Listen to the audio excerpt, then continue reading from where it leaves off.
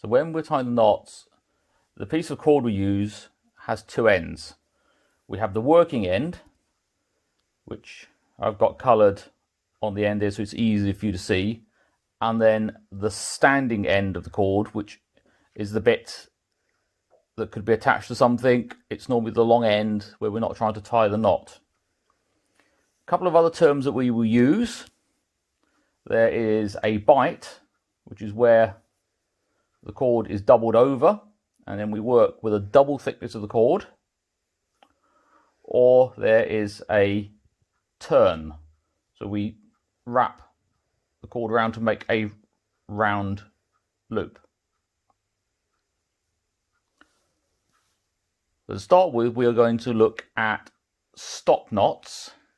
So these are knots that you would tie in the end of a cord, normally that prevents that cord from pulling back through a hole or a loop. And the easiest stop knot is the overhand knot.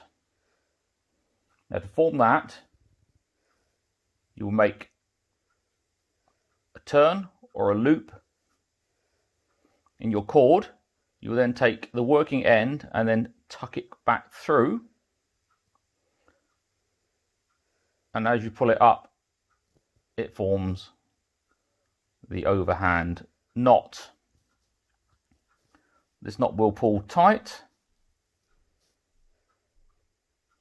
And however, if you pull it really tight, it does tend to lock.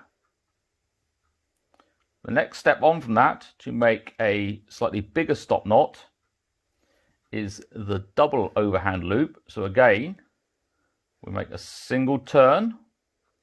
We take the working end, we go through the loop once, through the loop a second time, and then pull it up. The thing to remember with all knots is that when you pull them up tight, you need to work them so that they pull up nice and neatly. Generally, a neatly formed knot is a stronger knot. So if you have the double overhand loop, which just forms a slightly bigger knot. And you can see a little bit tricky to undo. You could increase the size again by putting a third turn just to make a bigger stop knot. The next step along from that is the figure of eight knot, and this provides a stop knot that even if it pulls tight is a lot easier to undo again. So if you want to remove the stop knot, a figure of eight knot is probably one of the best knots to use. So we form a turn, and then the working end will go round the back behind and up through and down through the loop. As you can see, as it pulls up, it forms a figure eight. Now this knot will pull up nice and tight. Really solid knot, but just with a little bit of gentle pressure, releases really easily. Yeah. Okay.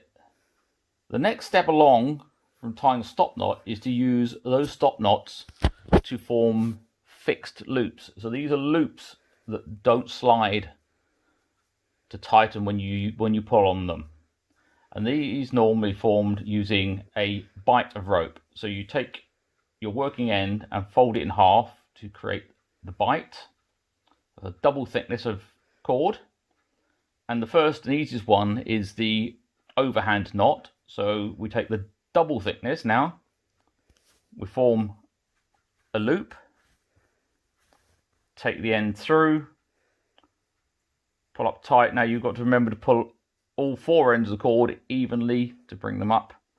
And again, this is where getting a nice neat knot will make a far more secure knot. So that's your overhand loop.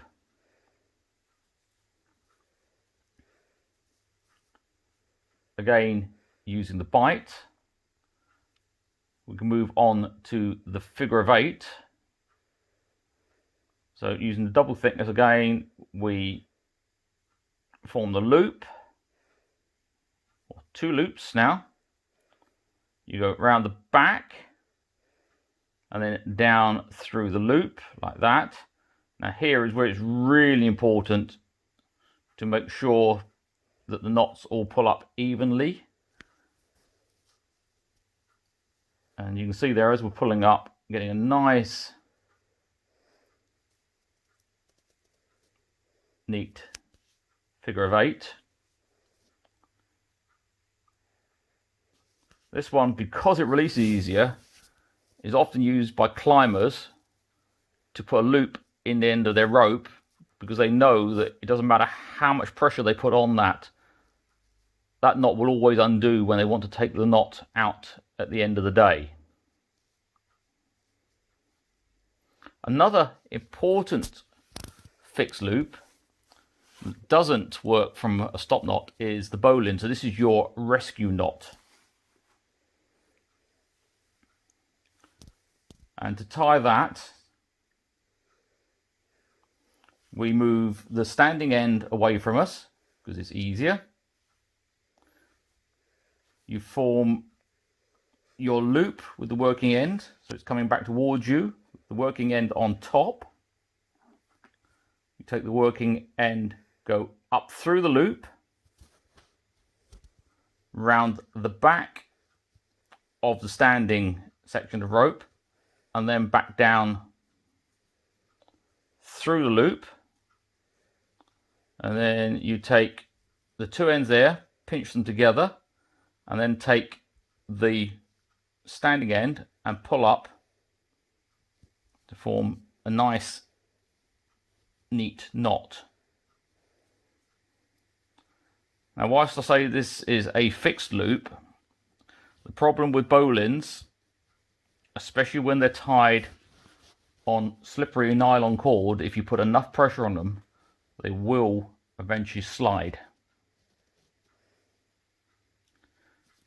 You can, with the bowline, again, tie a double loop. Let me just take the knot out of there. So we form a large bite. We then create a double loop. And we go up through the loop, round the working end, back down through, and again pull up. And this is a way of making a rescue harness. So you now end up with 3 loops. You have 2 loops there that the patient put their legs through,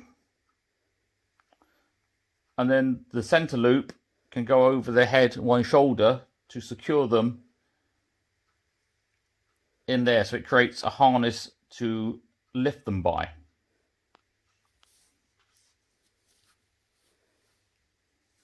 The final fixed loop we're going to do is a more challenging knot, and it's for putting a loop in the middle of a piece of rope. So we lay the rope over our hand. We go round once to form a loop around our hand.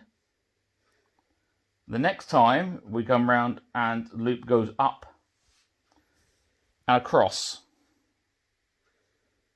We're then going to lift this loop here. We take it up across all of the cords, and then you push the loop down underneath and pull on all of the ends evenly, which creates the Alpine Butterfly,